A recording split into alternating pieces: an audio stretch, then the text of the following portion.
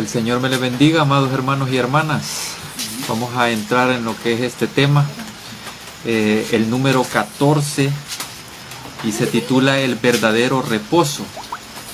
Así que los voy a invitar a que vengamos en oración para poder entrar en este tema, que va a estar muy, pero muy interesante y nos va a abrir la mente a algo que se llama reposo, paz. Así que vamos a entrar en oración. Oh bendito Padre eterno, te damos gracias porque cada vez, Señor, que nosotros abrimos lo que es la Escritura, Padre, nos damos cuenta, Señor, a través de tu testimonio, Señor, de que cada una de las promesas que están ahí, Señor, están para cada uno de nosotros y para toda la raza humana, Padre. Te damos gracias, Señor, por tu infinita misericordia, por tu bondad, Señor, en esta hora, Señor, ya que estás presente, Señor, ya que tú lo has prometido, Señor, donde 2 o 3 estén reunidos en tu santo nombre, ahí estás tú, Padre. Gracias por tu presencia y en tu nombre empezaremos este estudio. Te damos gracias en el nombre de Jesús. Amén y amén. Bueno, vamos a iniciar con lo que es este estudio. Espero pues que cada uno de ustedes tengan listas sus Biblias para poder ir consultando lo que son los versículos y viendo lo que son las preguntas y la respuesta que puede darle lo que es el versículo o el contexto del versículo. Así que vamos a entrar a la primera pregunta y dice: ¿crees que el sacrificio de Cristo completó la obra de la salvación? ¿Alguna vez se ha hecho esta pregunta a usted? Vamos a ir a Hebreos 9:12. Hebreos 9:12, y vamos a ver lo que el libro de Hebreos dice con respecto a esto. Dice de la siguiente manera: Cristo entró para siempre en el santuario, no con sangre de machos cabríos ni de becerros, sino con su propia sangre, y consiguió la eterna redención. Aquí hay algo muy importante para nosotros y para dar respuesta a esta pregunta. Dice que entró para siempre en el santuario, y dice que no lo hace con sangre de machos cabríos ni de becerros, sino que lo hace con su propia sangre. Y consiguió, ¿qué consigue? La eterna redención. ¿Qué significa esto? Que consiguió la salvación para nosotros. La redención, el volvernos a comprar a nosotros por precio, eso es lo que significa redención. Volver a comprar algo y hacerlo suyo. Eso significa redimir, comprar de nuevo. Y eso es lo que hace Cristo. Y según esta cita que acabamos de leer de Hebreos 9:12, el sacrificio de Cristo en realidad completó la obra de la salvación. Tal vez usted nunca se ha puesto a pensar en eso y está preocupado por su salvación. Pero desde ya le digo, no se preocupe, porque la salvación no está en sus manos, sino que está en las manos de Cristo. Así que tiene que tener una gran confianza. Con este tema vamos a encontrar al final cuál es el verdadero reposo, en qué descansamos nosotros.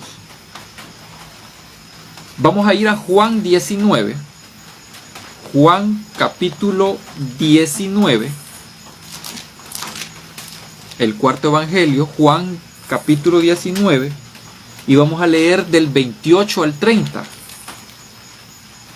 Juan 19, versículos del 28 al 30. Y estos son los últimos eventos que se dan con respecto a la muerte de Cristo. Y dice así: después de esto, sabiendo Jesús que todo quedaba terminado, note lo que está diciendo aquí. Tenemos que hacernos la pregunta: ¿qué es lo que termina? ¿Qué es lo que termina? En cumplimiento de la Escritura dijo: tengo sed. En el 29 dice: había allí una vasija llena de vinagre. Entonces empaparon una esponja en el vinagre, la pusieron en una caña de hisopo y se la acercaron a la boca. Y vea lo que dice aquí: cuando Jesús tomó el vinagre, dijo: consumado está. e inclinando la cabeza entregó el espíritu. Esta palabra consumado significa algo que tiene conclusión, algo que ha llegado a su término, algo que ha llegado a la conclusión, algo que está cumplido, algo que está terminado. Eso es lo que significa consumado. Entonces, si el libro de Hebreos me está diciendo que el Señor consiguió la redención, en Hebreos 9:12, para nosotros, habiendo hecho ese sacrificio, entonces quiere decir que Cristo completó ya la obra de salvación. Lo que pasa es que nosotros ahorita no lo creemos aún. Entonces, ¿en qué radica el verdadero reposo entonces? Vamos a pasar a la siguiente pregunta. ¿Qué significa que Jesús esté sentado? Hay personas que interpretan esto de una manera muy diferente. Ya he estudiado lo que son los pentecostales, los evangélicos, e incluso los testigos tienen un concepto diferente a lo que significan estas palabras. ¿Qué significa estar sentado a la diestra del Padre? Pero vamos a ver en realidad qué significa que Jesús esté sentado a la diestra del Padre. Primero vamos a ir a Hebreos 8:1 para ver qué nos dice ahí. Hebreos 8:1, y vamos a encontrar algo muy interesante. Hebreos 8:1 dice: lo principal de lo que venimos diciendo es que, o sea, cuando Pablo dice estas palabras tenemos que prestar total atención a lo que va a decir, porque él está concluyendo algo de lo que viene hablando anteriormente. Entonces, cuando él dice esto, es como cuando dice en el libro de Eclesiastés, el final del discurso es este. ¿Recuerdan esas palabras de Salomón en ese libro?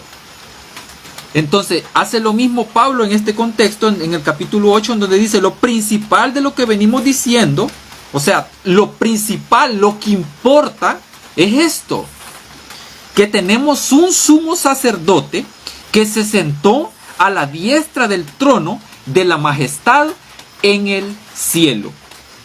Hay muchos que interpretan de una manera u otra este texto, pero acá en realidad vamos a dejar que la Biblia en sí nos diga qué significa que Jesús esté sentado a la diestra del Padre.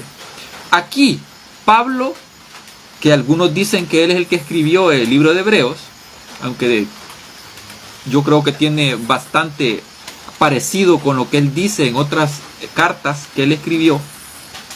Podría ser que él pudo haber sido el que escribió el libro de Hebreos. Pero, o sea, lo que importa, lo que Pablo está diciendo, que lo que más importa es que ahora tenemos un sumo sacerdote que se sentó a la diestra del trono de la majestad en el cielo.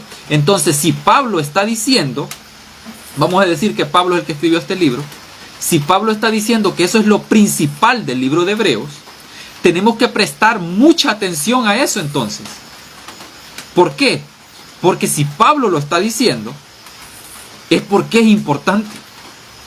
Si él fue instruido por Cristo en el tercer cielo, y en otra ocasión vamos a hablar de ese tema, de lo que es el tercer cielo, los niveles, es bien interesante ese tema. Estos temas, por ejemplo, del tercer cielo, casi nadie los predica. ¿Por qué? Porque tal vez no encuentran mucho material para poder dar ese tema, pero casi solamente en las raíces hebreas es donde dan ese tema.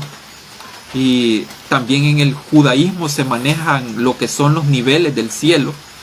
Es bien interesante cómo lo manejan ellos, los del judaísmo. Pero en esta ocasión vamos a ver qué significa que Jesús esté sentado. Entonces, Hebreos 1:3 dice algo bien interesante que nos va a abrir un poco el panorama de lo que queremos encontrar.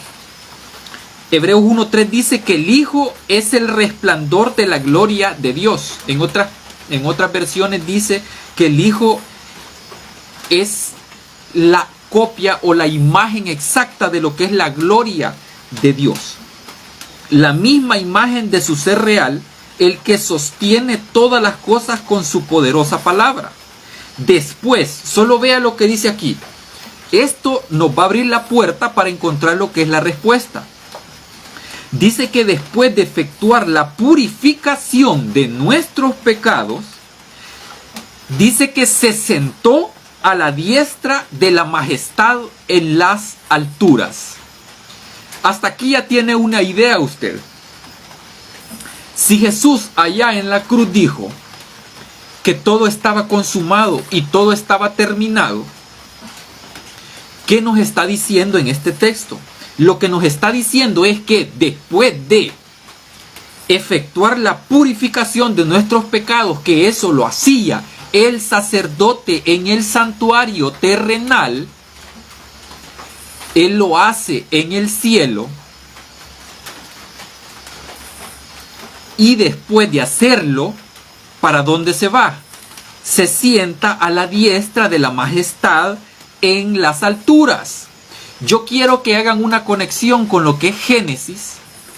En Génesis, cuando se habla del séptimo día, yo no voy a hablar del séptimo día en esta ocasión, no es mi propósito hablar de ese tema, sino que este tema es diferente, o sea, no tiene nada que ver con eso, aunque en parte sí, pero quiero que pongan esa conexión ahí. Después de haber consumado, así lo voy a decir, después de haber consumado en el Edén todo lo que había hecho y era bueno en gran manera, ¿qué es lo que hizo el Eterno? Dice que descansó de toda la obra que él había hecho. Y eso mismo es lo que hace Jesús después de hacer la purificación en el santuario de los pecados de toda la raza humana. Allí no hay, no es como los sacerdotes, voy a ponerlo así, no es como los sacerdotes de la tierra, que ellos lo que hacían es, o sea, imagínense, cada año tenía que entrar el sacerdote a purificar. En Yom Kippur, el gran día de la expiación, entraba cada año el sumo sacerdote a poder hacer esa expiación por todos los pecados de Israel. Pero en este caso Jesús trabaja de una manera diferente porque Él lo hace una sola vez y para siempre. Esto es lo precioso de ese sumo sacerdote del orden de Melquisedec, que es Jesús. Porque Él lo hace una vez y para siempre. Entonces la pregunta es, ¿de qué nos preocupamos nosotros? Si usted, por eso es que Juan dice, hijitos míos, incluso nos trata como niños. Juan así nos trata porque nos está diciendo, entiendan, nosotros somos como niños. Y si alguno hubiere pecado, él dice también, dice, hijitos míos, estas cosas os escribo para que no pequéis. Y si alguno hubiere pecado, abogado tenéis para con el Padre, a Jesús el justo. ¿Qué quiere decir Juan con estas palabras? Lo que nos está diciendo es que si tú o yo cometemos un error, no nos tenemos que preocupar, porque Jesús ya hizo la purificación por nuestros pecados. Por eso es que Él está sentado a la diestra del Padre, descansando, porque Él ya la obra ya la culminó. Lo que único que falta es que cada uno de nosotros entremos en ese reposo en el cual Él ya está. Por eso es que Pablo dice que desde el momento en que conocemos a Cristo y lo comenzamos a conocer, Él nos sienta junto con Él en lugares celestiales. ¿Qué quiere decir eso de sentar? Hermanos, esto es algo hermoso. Cuando uno llega a entender esto, entonces conoce lo que es el reposo. Conoce lo que es la shalom que tanto dicen los mesiánicos. La shalom no se encuentra en las cosas que yo haga, sino en las cosas que el Mashiach o el Mesías hizo. En eso es que se basa el reposo. No se basa en lo que yo haga. Esto, vamos a seguir. No quiero alargarme mucho, En Efesios 1, 20-21 nos va a decir algo bien importante para enlazar lo que había dicho en Hebreos, Pablo, Efesios 1, y vamos a leer solamente el 20 y el 21.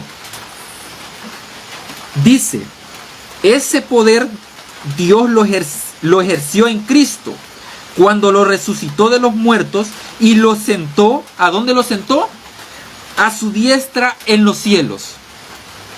Sobre todo principado, autoridad, poder y señorío, y sobre todo nombre que se nombra no solo en este siglo, sino aún en el venidero. Y aquí está hablando algo más importante todavía, porque aquí dice que este nombre está sobre todo nombre que se nombra no solo en este siglo, sino que aún en el venidero. Esto es bien importante para nosotros. ¿Saben por qué? Porque si en este siglo usted no alcanza a nombrar ese nombre, porque aquí dice, y sobre todo nombre que se nombra no solo en este siglo, sino aún en el venidero.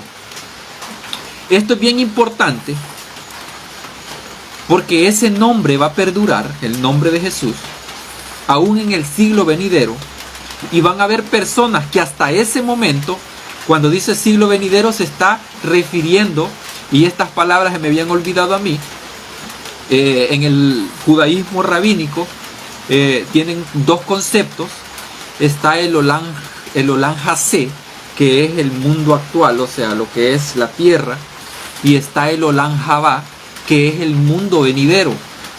A eso es que se está refiriendo Pablo a los Efesios cuando él dice, sino aún en el siglo venidero. Y dice que si Jesús lo sentó y ejerció ese poder en Cristo cuando lo resucitó de los muertos y luego lo sentó a la diestra en los cielos, hay algo bien interesante acá que dice que lo sentó y está a la diestra a la diestra en los cielos, sobre todo principado, autoridad, poder y señorío, y sobre todo nombre que se nombra no solo en este siglo, sino aún en el venidero. Ahí Pablo prácticamente está hablando de lo que es el Olam Habá, que es el mundo venidero, o la eternidad, o el reino eterno como el cristianismo se conoce. Pablo está hablando de todo el poder que tiene Cristo. Prácticamente el Padre le entregó todo ese poder y Él está por encima de lo que son principados, autoridades, poderes y señoríos. Y sobre todo nombre que se nombra no solo en este siglo, en el siglo primero, o sea, de eso está hablando Pablo aquí, sino aún en el siglo venidero. Esto nos abre la puerta para ver qué es lo que hizo, o sea, después de que Jesús resucita, qué es lo que va a hacer allá. Hebreos nos abarca a nosotros y nos dice que después de hacer la purificación de los pecados, y realmente esa purificación comienza en la cruz. Ahí es donde comienza, porque desde allí, desde ese punto de partida, de allí comienza lo que es la purificación de los pecados de toda la raza humana. Y eso lo logra una sola vez. No necesita, por eso es que Jesús no necesita estar muriendo año con año, así como los sumos sacerdotes ofrecían ese cordero una vez al año para expiación de todo el pueblo de Israel. Colosenses 3:1 dice, siendo que habéis resucitado con Cristo, solo note lo que está diciendo acá, buscad las cosas de arriba, donde está Cristo sentado a la diestra de Dios. Aquí yo quiero hacer una pregunta, porque hay algunos que predican algunas cosas que dicen que Jesús entró en el lugar santísimo hasta tantos años, y hay otros, por ejemplo los hermanos testigos también tienen un año, no me acuerdo si es el 1914, que ellos acoplan a una profecía también con respecto a Jesús y todo eso. O sea, vemos que aquí Pablo está diciendo en el primer siglo estas cosas a los de Colosas. Y dice que hay que buscar las cosas de arriba, donde está Cristo sentado a la diestra de Dios.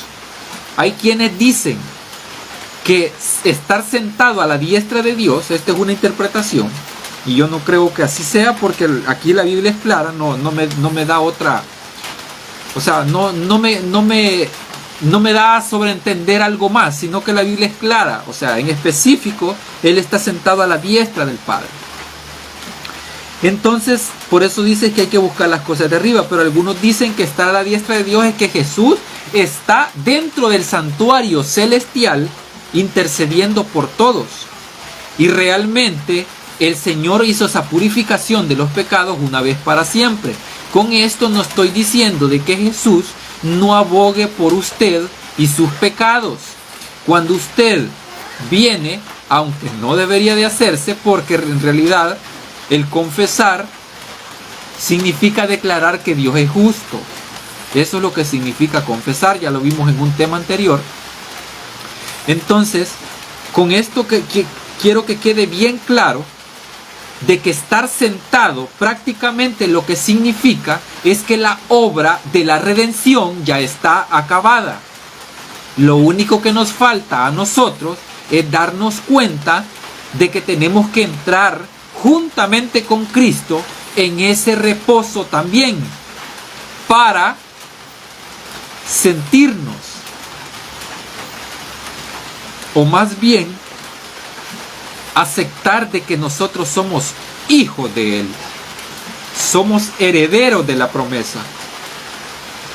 Primera de Pedro 3:22.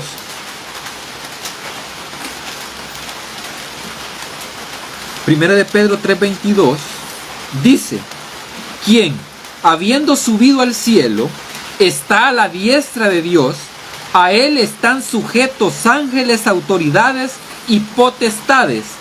Otro que está diciendo en el primer siglo de que el Señor está sentado a la diestra de Dios. Después de haber subido al cielo y haber completado la obra de la redención, Él se sienta a la diestra del Padre en los cielos. Vamos a ir a lo siguiente. Si Dios descansa de sus obras, ¿cómo podemos compartir ese reposo nosotros ahora en día? Vamos a ir a Hebreos 4 del 1 al 10. Hebreos 4 del 1 al 10. Y aquí voy a tocar algo muy importante. Hebreos 4 del 1 al 10 dice: siendo que la promesa de entrar en su reposo permanece aún, cuidad que ninguno de vosotros parezca rezagado, porque también a nosotros, como a ellos, se nos anunció el Evangelio. Está hablando de lo que es el primer siglo, cuando Jesús andaba, y también los discípulos continuaron esa obra. Pero la palabra que oyeron no les aprovechó, porque no se unieron por la fe a los que oyeron. Cuando dice esto aquí, el libro de Hebreos está diciendo que no se unieron por la fe, se está refiriendo a aquellos que después de haber conocido a Cristo querían seguir con las obras, con sus obras, con las obras de sus manos. Ellos creían en las obras que ellos podían hacer y no querían creer, no querían escuchar lo que Jesús había dicho. Creed en mí y vas a creer también en el Padre. Los que hemos creído, sigue diciendo en el versículo 3, entramos en el reposo. El creer implica aceptar que Jesús le ha redimido a usted, lo ha comprado de nuevo. Eso es lo que implica el creer. Y cuando usted cree, usted entra en el reposo. Dios había dicho: en mi enojo juré que no entrarían en mi reposo. Y luego vamos a hablar de lo que significa ese enojo o esa ira. Y después dice, aunque sus obras estaban acabadas desde la creación del mundo.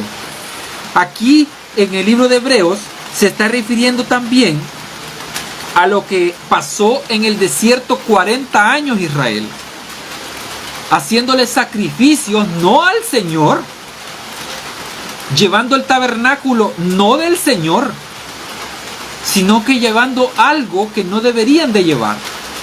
Y ya vamos a explicar eso un poquito más de contexto luego.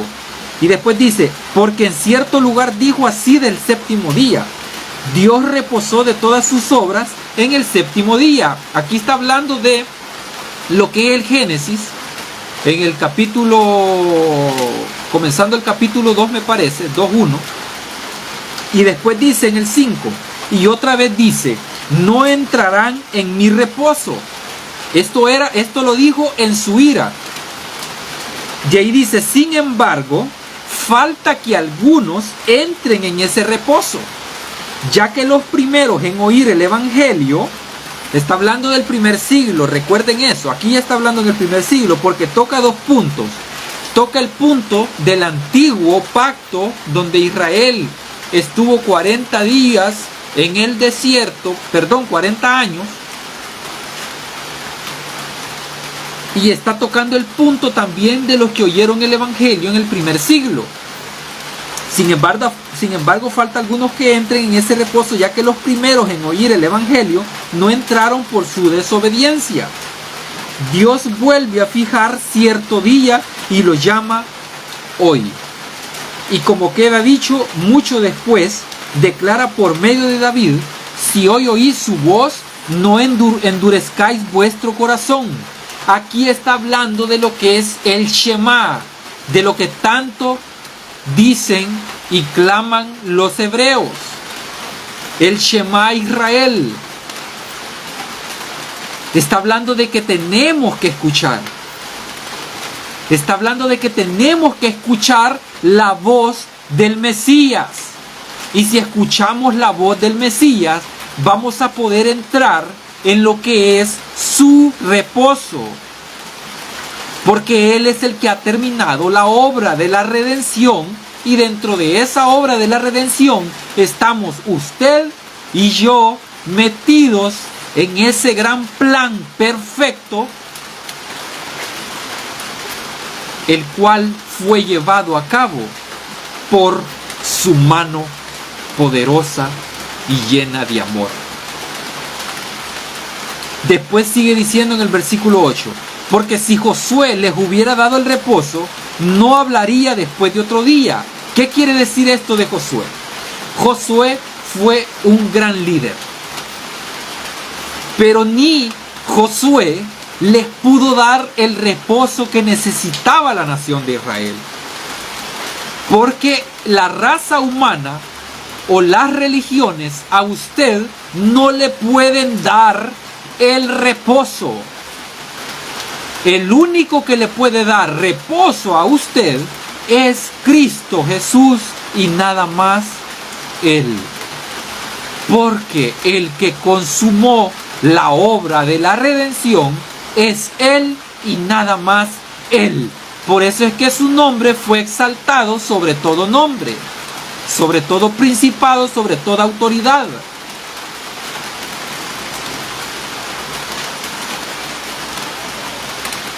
En el versículo 9 dice, por tanto queda un reposo para el pueblo de Dios. Porque el que entra en el reposo de Dios también descansa de sus obras, como Dios de las suyas. ¿Qué significa esto? Vamos a ver en contexto un poquito, hablar de lo que hizo en el Edén el Señor.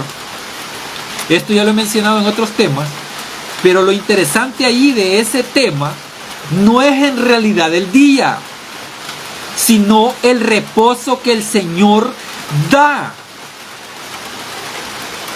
No es el día dando el reposo, sino que es el Señor dando el reposo.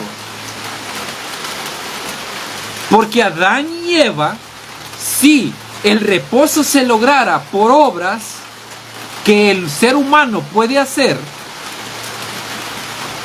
el Señor hubiera dicho a Adán y Eva, vayan y trabajen y luego vengan y reposen conmigo. Pero Él de una vez los llama a descansar junto con Él. ¿Y saben por qué? Porque mientras usted está en ese tiempo, voy a ponerlo así, en ese tiempo en donde ellos aún no habían comido de ese fruto, aunque comieron muy a destiempo, en ese estado de santificación en el cual estaban, ellos reposaban, porque a su lado estaba quien daba el reposo. Al estar usted con Él, al estar, o más bien dejar entrarlo a Él en su corazón, usted encuentra ese reposo. Eso es lo que quiere Cristo. Jesús no vino acá solamente para predicar el Evangelio, sino que Jesús nos mostró algo mucho más amplio que nosotros aún no lo vemos. Pero cuando estudiamos estos temas de esta manera, sí lo podemos ver. El Señor siempre ha querido habitar en nosotros, no en tabernáculos hechos por hombres, en iglesias hechas por hombres. El Señor siempre ha querido morar dentro de nosotros. Por eso es que en los evangelios hay una parte donde dice que Él tabernaculizó entre nosotros. Por eso es que vino aquí, porque Él quería convivir entre nosotros. Él quería meterse dentro de nosotros. Por eso es que Él es el pan de vida. El que coma de este pan, dijo, el que coma no tendrá hambre jamás. ¿Y saben por qué? Porque cuando Cristo entra, como ese maná que entraba al pueblo de Israel, ellos prácticamente se saciaban, claro, carnalmente. Desgraciadamente no entendieron de que ese maná, y realmente maná, ¿alguna vez se ha preguntado qué significa eso usted? ¿Y realmente sabe lo que significa? Significa, ¿qué es esto? Los israelitas cuando recogían eso no reconocían qué era. Por eso le pusieron maná. Si usted lo busca en una Biblia interlineal o en una Biblia hebrea, usted se va a dar cuenta de que maná significa ¿qué es esto? Es una pregunta. Porque los israelitas no comprendieron de lo que estaba dando a entender el Señor en ese momento con ese maná. Estaba dando a entender de que Él quería darles el reposo, quería darles todo a ellos. Quería darles todo lo que ellos quisieran. O sea, no tenían ni siquiera que trabajar para obtener ese maná. Lo único que tenían que hacer era aceptarlo y recogerlo del lugar donde estaba. Eso es lo único que tenían que hacer.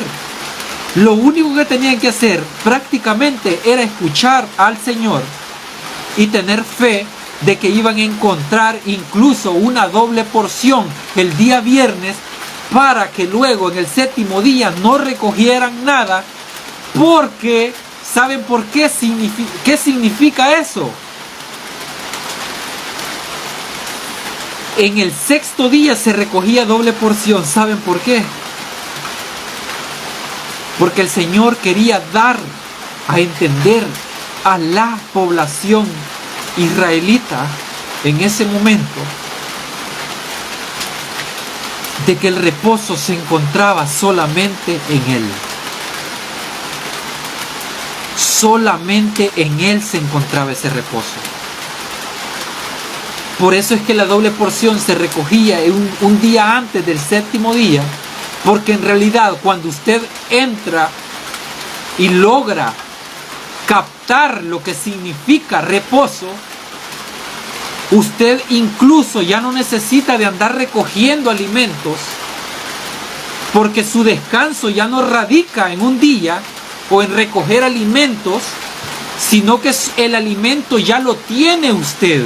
Y ese alimento se llama Cristo. ¿Cómo disfrutar del séptimo día si Cristo no está en su corazón? Con esto le voy a decir algo. Yo respeto el séptimo día. Yo esto nunca lo había dicho, pero lo voy a decir. Yo respeto el séptimo día. No lo voy a decir que lo guardo, porque guarda la perfección. Yo lo respeto. Pero sé por qué lo respeto. Lo respeto porque es un símbolo. Pero al que le debo el reposo no es al séptimo día, sino a Cristo, porque Él es el reposo. Yo no le debo el reposo a un día. Yo le debo el reposo al Señor, porque Él es el que lo dio. Él es el que consumó la obra de la redención y la culminó para todos nosotros, y ya hizo la purificación de nuestros pecados. Ahora yo le vuelvo a preguntar, ¿de qué se preocupa usted? Juan dice, y vuelvo a repetir lo mismo, Juan dice: hijitos míos, esto os escribo para que no pequéis, y si alguno hubiera pecado, abogado tenéis para con el Padre.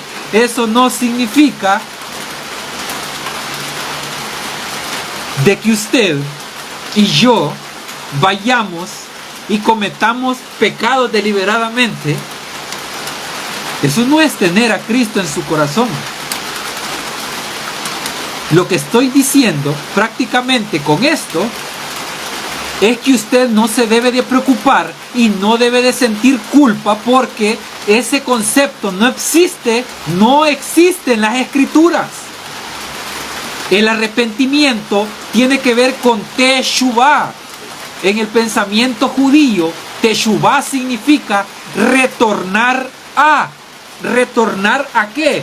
Retornar al reposo del Señor. Eso significa Teshuvah.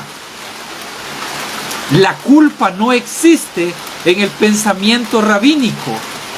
Y yo pregunto, ¿saben más el cristianismo que los rabinos antiguos? Yo creo que no. Teshuvah, el arrepentimiento, tiene que ver con volver, retornar, rectificar. Por eso es que el Señor, en el libro de Oseas, comienza con 3 hijos proféticos.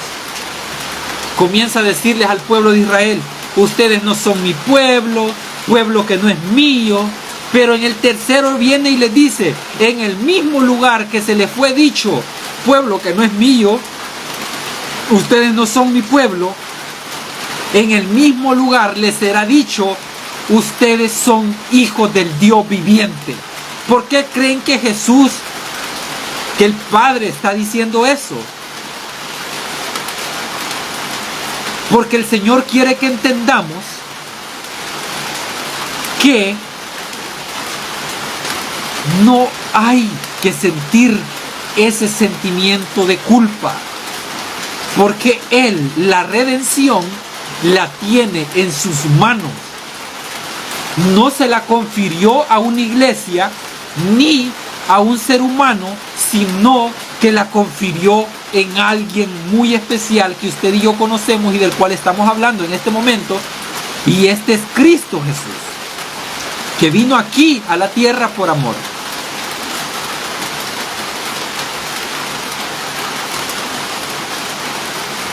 Ya leímos cuál crees que es el verdadero reposo.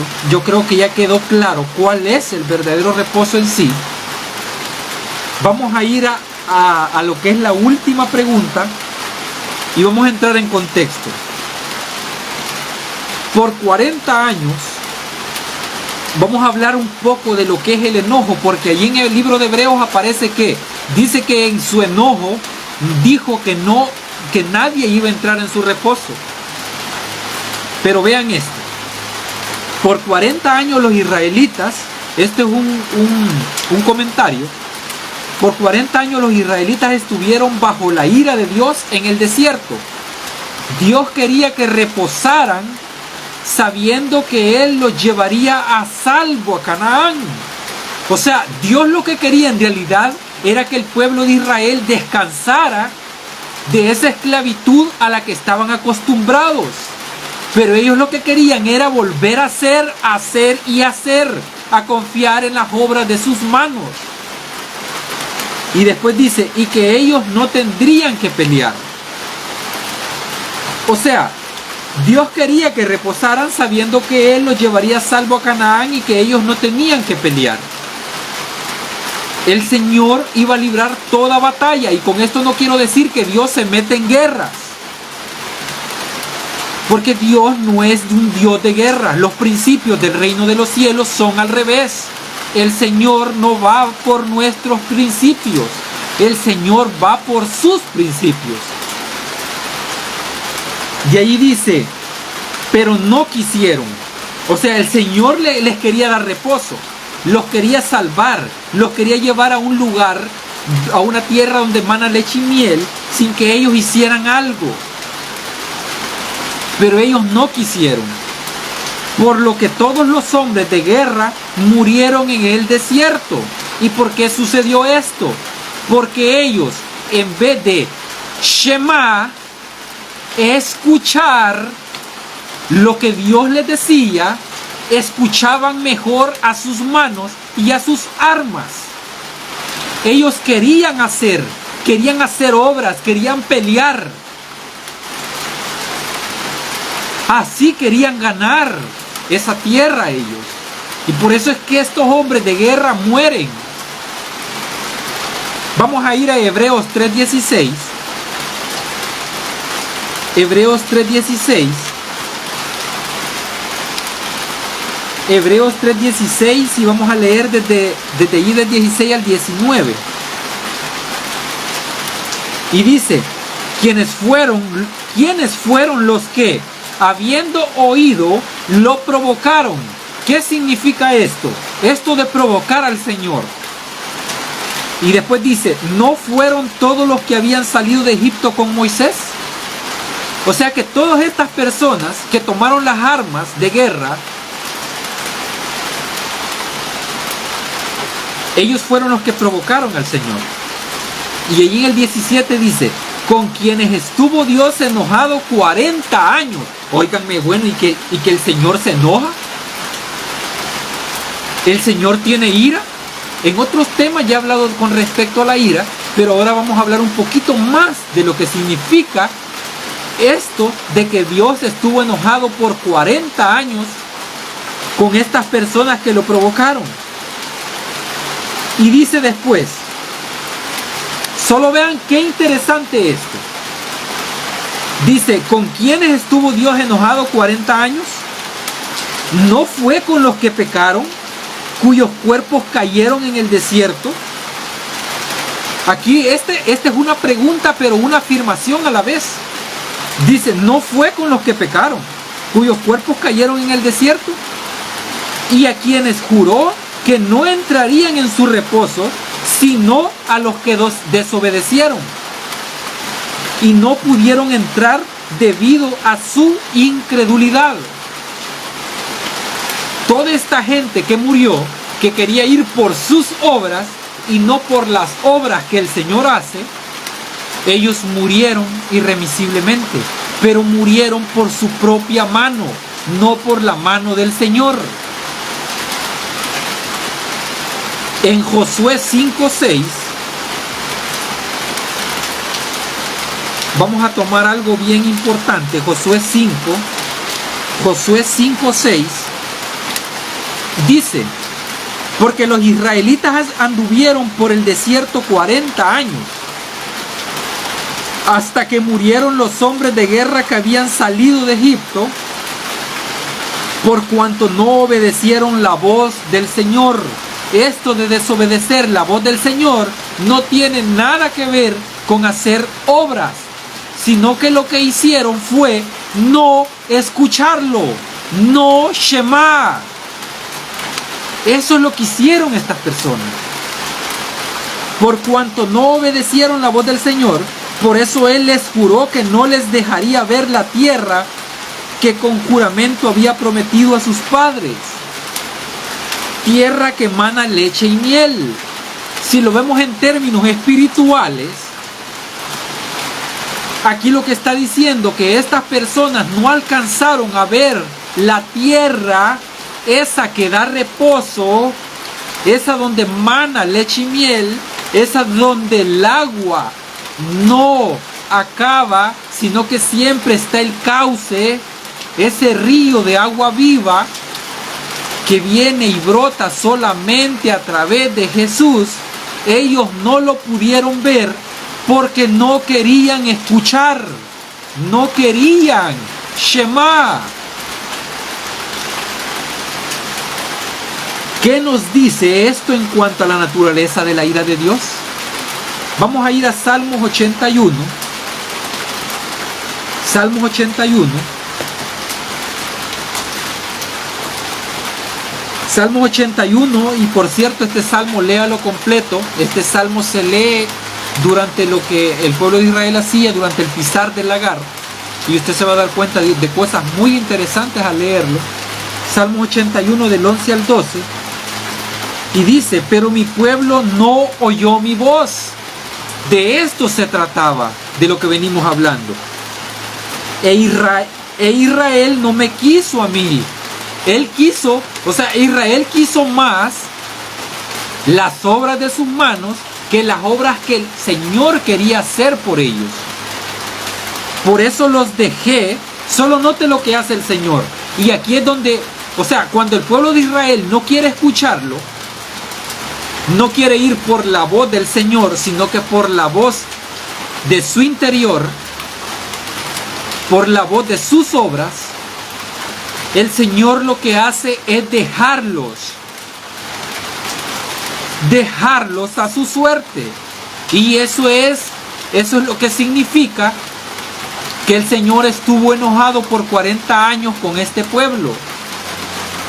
Por eso dice, por eso los dejé a la dureza de su corazón y caminaron en sus propios consejos. Ellos escuchaban más a otros hombres y escuchaban más a su interior que a lo que el Señor quería hacer por ellos.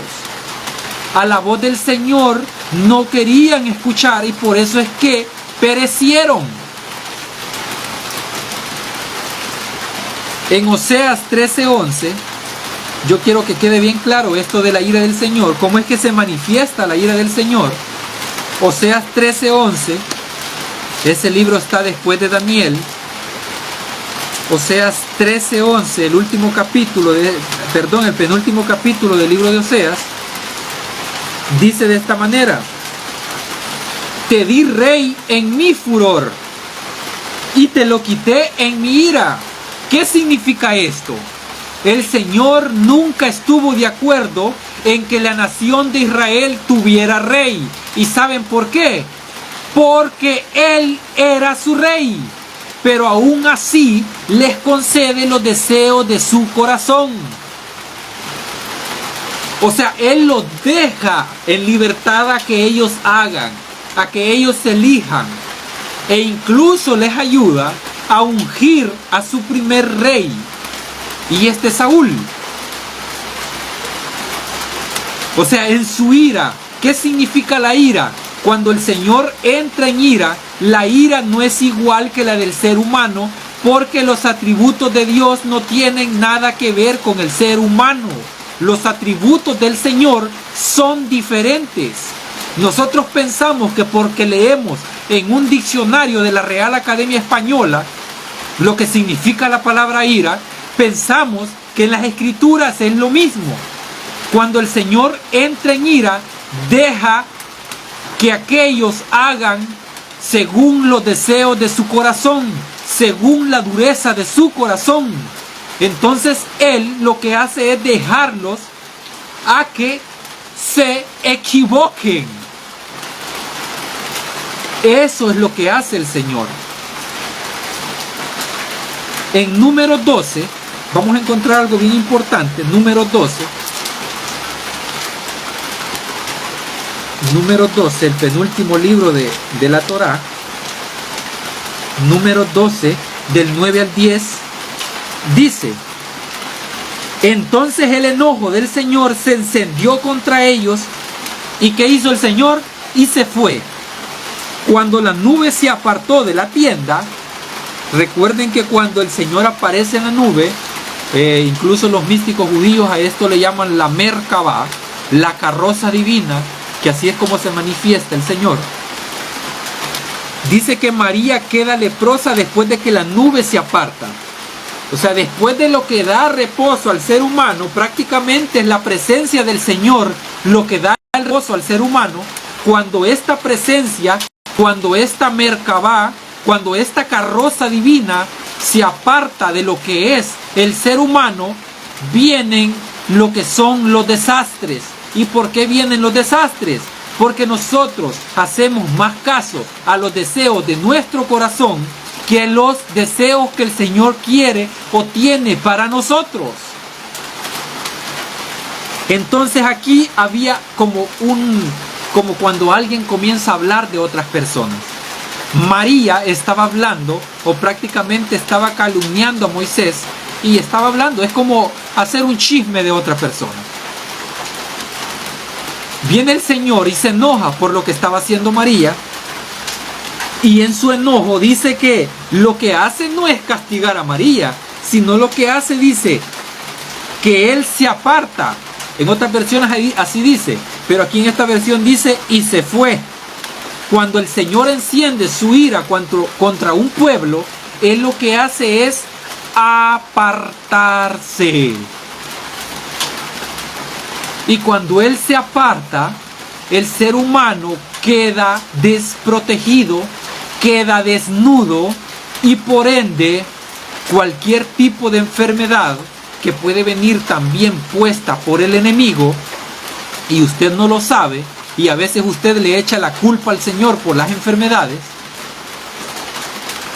Así es como actúa Dios en su ira. Dice que María quedó leprosa, blanca como la nieve. Aarón miró a María y la vio leprosa. Entonces, cuando la nube se aparta, María queda leprosa. Pero luego en el desenlace, y no me voy a alargar en esto, cuando comienza a purificarse, esto de purificar tiene que ver con creer, con tener fe. Purificarse, eso significa. Luego María, después de estar tiempo fuera del campamento, luego después de purificarse, ella regresa sin lepra. La lepra desaparece, claro, esto es obra del Señor, no porque ella lo hizo solamente por lo que ella hizo, o sea, por la purificación que ella hizo. No, el Señor la curó, rectificó, se la rectifica. Luego ella regresa y el pueblo comienza a avanzar. Noten que aquí hay algo interesante. Mientras María no regresa, el pueblo no avanza. Esto se llama amor. En Hechos, capítulo 7, Hechos 7, y vamos a leer el versículo 42, dice: y Dios se apartó de ellos y los entregó al culto del ejército del cielo, como está escrito en el libro de los profetas. ¿Acaso me ofrecisteis víctimas y sacrificios en el desierto durante 40 años, casa de Israel? Acabamos de ver de que Dios quería darles reposo, pero ellos con estos sacrificios querían agradarnos.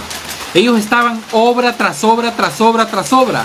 Por eso es que el Señor en los evangelios dice: misericordia quiero y no sacrificio. Porque dijo el Señor Jesús estas palabras. Es muy sencillo. El Señor nunca estuvo de acuerdo en que los sacerdotes estuvieran haciendo esos sacrificios. Lo que debieron hacer más bien era perdonar a esa víctima, la cual no tenía culpa de nada, sino que los pecadores eran quienes le estaban quitando la vida. Lo que tenían que hacer era tener misericordia de ella en vez de sacrificarla. Eso era lo que quería decir Cristo con esas palabras. Y también lo que quería era que no estuviéramos enfrascados en las obras que nosotros podemos hacer, sino en las obras que Él hace por nosotros. Eso es lo que significa. Porque el Señor tiene misericordia para nosotros. Él no quiere sacrificio de usted. No quiere que usted llegue de rodillas sangrando a cierto lugar. Lo que Él quiere es que usted tenga misericordia. Él no quiere sacrificios. Él quiere que tenga misericordia hasta de usted mismo. Quiérase a usted mismo. Y si usted se quiere a sí mismo, usted haga a las personas como quiere que esas personas le hagan a usted. Hechos 14 del 16 al 17 dice: en las edades pasadas Él ha dejado a cada pueblo andar en sus propios caminos. Note bien extraño esto, que esto me está abriendo la mente a mí para darme cuenta de que los pueblos amorreos, los fereceos, los jebuseos y todos esos pueblos, el Señor los dejó andar en sus propios caminos porque eso era lo que deseaban ellos. Y el Señor les cumplió ese deseo, los dejó que se equivocaran.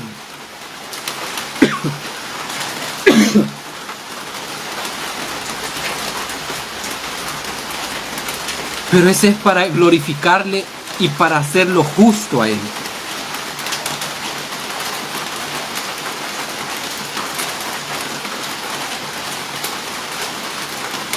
En el 17 dice: si bien no quedó sin dar testimonio de sí mismo, haciendo bien, dándonos lluvia del cielo y tiempos fructíferos, colmando nuestro corazón de sustento y alegría.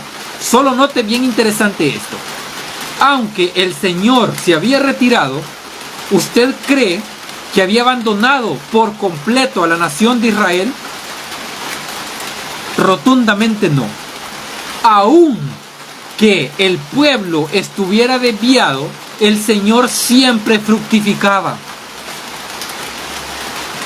El Señor siempre pagaba con bien al pueblo de Israel. Ahora no digamos ahora nosotros, ahora en día. Aunque usted sea el más pagano de la historia, el Señor siempre le fructifica a usted. El término de que el Señor solamente bendice a los buenos, en cierto sentido, entre comillas, lo voy a decir así, entre comillas, eso es invento de las religiones. El Señor hace llover sobre justos e injustos, sobre buenos y malos. Así como usted, que es malo, da cosas buenas a sus hijos cuando ellos le piden pan, así el Señor, aunque usted sea pecador, sea malo, el Señor le da su pan a tiempo. Él siempre está atento a usted y su necesidad. Eso es nuestro Padre Celestial que está en los cielos. Ese es nuestro Padre. Romanos 1:18. Romanos 1:18 dice: la ira de Dios se revela desde el cielo contra toda impiedad e injusticia de los hombres, que suprimen la verdad con su injusticia. O sea, cuando el hombre suprime lo que es la verdad con la injusticia, lo que es la ira de Dios se revela. ¿En qué sentido? En que los hombres, si ustedes se fijan, un hombre que no tiene reposo, su vida está llena de amargura todo el tiempo. Ahí es donde se revela lo que es la ira de Dios. ¿En qué sentido? Se revela en el sentido de que el Señor no está dándole el reposo que necesita. Por ende, la ira se deja ver de esa manera en ellos. Es como que si se trasladara lo que es ese concepto que nosotros tenemos de ira a lo que es el hombre. O sea, el hombre con su injusticia transforma el reposo en ira, en pecado. O sea, no hay reposo en él. En el versículo 24, siempre del capítulo 1 de Romanos, dice: por eso Dios los entregó a la inmundicia debido a la concupiscencia de sus corazones, de modo que deshonraron sus propios cuerpos entre sí mismos. Esto es lo mismo que le pasó al hijo pródigo. Él desperdició el reposo que el Señor o el Padre le daba, y lo desperdició viviendo perdidamente, hasta que se da cuenta de que el reposo no lo iba a encontrar afuera de la casa de su Padre, del reino de los cielos, del reposo que su Padre le daba. Él no lo iba a encontrar afuera, lo iba a encontrar en el Padre. De allí en el versículo 26 dice: por eso Dios los entregó a pasiones vergonzosas. Aún sus mujeres cambiaron las relaciones naturales por las que van contra la naturaleza. O sea, el Señor, aún los deseos más horribles que tenga el ser humano, Él los ha dejado que se equivoquen. Los ha dejado que lleguen a tal punto de que sientan una gran desnudez en su corazón. O sea, que se avergüencen de lo que son, de las cosas horribles que han hecho y de las que están haciendo. El Señor en su ira los deja hacer hasta lo más horrible. O sea, el Señor en su ira aún deja que le matemos a su propio Hijo. Imagínense hasta qué punto llegó el Señor. En el 28 dice: y como no quisieron reconocer a Dios, Él los entregó a una mente depravada para hacer lo que no conviene. Ahora podemos entender lo que es el pensamiento de esas naciones paganas, prácticamente, de las cuales el pueblo de Israel estaba rodeado. Podemos entender en cierta manera por qué ellos eran tan depravados. Ahora bien, teniendo en cuenta todo esto y teniendo en cuenta cómo es que se manifiesta la ira del Señor, ¿cómo interpretas la ira de Dios ahora? ¿Crees que es vengativa como la del hombre? Lo voy a dejar para que ustedes estudien en sus casas estos textos, anótenlos. Si tienen alguna libretita por ahí, pues anótenlos. Los textos son Santiago 1:20, sí, pero lo vamos a leer solamente. No voy a interpretar ni nada, solo voy a hacer las conexiones. Santiago 1:20 solamente dice: porque la ira del hombre no obra la justicia de Dios. Romanos 3:5 dice: y si nuestra injusticia realza la justicia de Dios, ¿qué diremos? ¿Será injusto Dios que castiga? Y Pablo enfatiza y dice: hablo en términos humanos. Reflexionen eso. Romanos 3:5. De allí en el capítulo 12, siempre de Romanos 12, solo lo voy a leer, Romanos 12, del 19 al 21, dice: no os venguéis vosotros mismos, amados míos, porque daréis lugar a la ira, porque escrito está: mía es la venganza, yo pagaré, dice el Señor. Al contrario, solo noten cómo es que se venga el Señor. Si tu enemigo tuviera hambre, dale de comer. Si tuviera sed, dale de beber. Actuando así, ascuas amontona sobre su cabeza. Esto es lo que el Señor hacía y lo confirmamos en donde aún, en el libro de Hechos me parece que leímos eso, en donde aún esos pueblos que estaban viviendo perdidamente El Señor siempre estaba con ellos en sus necesidades. Siempre tenía cuidado de sus necesidades, aunque ellos no querían escuchar la voz de Él. No, y después dice en el 21, no seas vencido por el mal, sino vence el mal con el bien.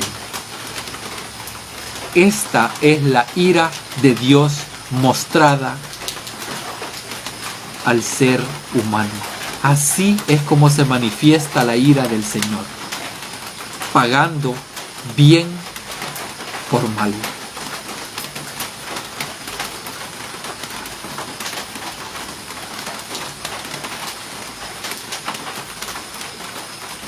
Él vence al mal con el bien.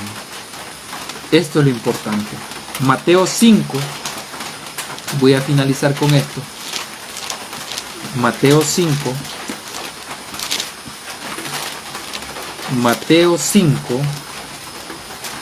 38 al 39, dice, oísteis que fue dicho a los antiguos, ojo por ojo y diente por diente. Pero yo os digo, no resistáis al malo. Antes, el que te golpee en tu mejilla derecha, vuélvele también la otra. Palabras del Mesías, el rabino, el maestro, Yahshua, Jesús, el Mesías, el cual es nuestro maestro y a quien debemos escuchar siempre, porque el Padre lo dijo en la transfiguración. Este es mi Hijo amado, en quien tengo complacencia. A Él escuchad, a Él Shema. Y los dos que estaban con Él se habían retirado, y este era Moisés y Elías. ¿A quién debemos escuchar? ¿Debemos escuchar a Moisés? No. ¿Debemos de escuchar a Elías? Tampoco. Debemos de escuchar al Señor. Debemos de interpretar la Biblia desde el punto de vista del Señor Jesús. Desde su perspectiva, desde su carácter.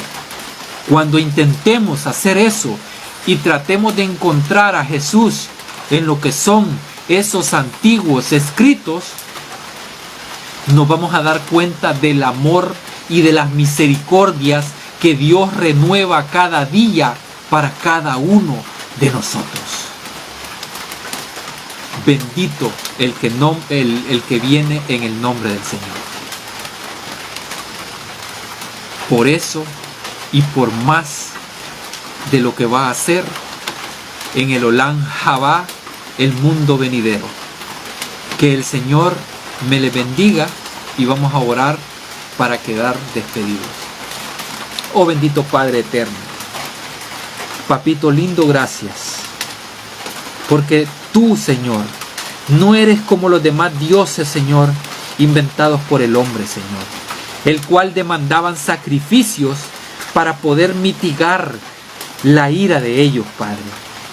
Tú no eres así, Padre. Tú eres un Dios, Señor, que no necesita, Señor, de sangre de animales para calmar ira, Señor. El ser humano es el que pensaba de esa manera, Señor.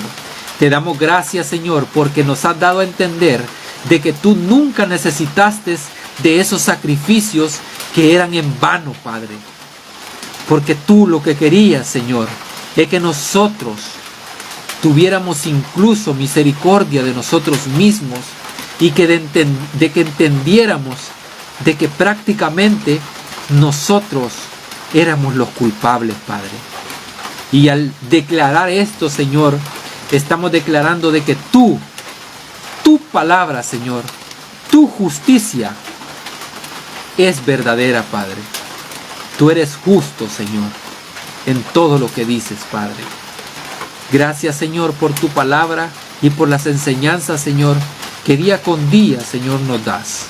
En el nombre de Jesús hemos orado. Amén y amén. Bueno, amados hermanos, me despido. Pasen muy buenas noches y también pues les deseo un gran día a los que puedan ver a través del canal de YouTube este tema. Para los que no saben, el canal en YouTube de su servidor es El Reino en Parábolas, así se llama el canal. Usted pone en YouTube El Reino en Parábolas y pone canal y ahí lo va a encontrar. Y si a usted le gusta algún tema, dele me gusta, que con eso ayuda a difundir lo que son los mensajes. Y si puede suscribirse, hágalo, en el nombre del Señor. Así que hasta acá los dejo. Muchas bendiciones para todos y que el Eterno me les siga bendiciendo en gran manera y en todo momento.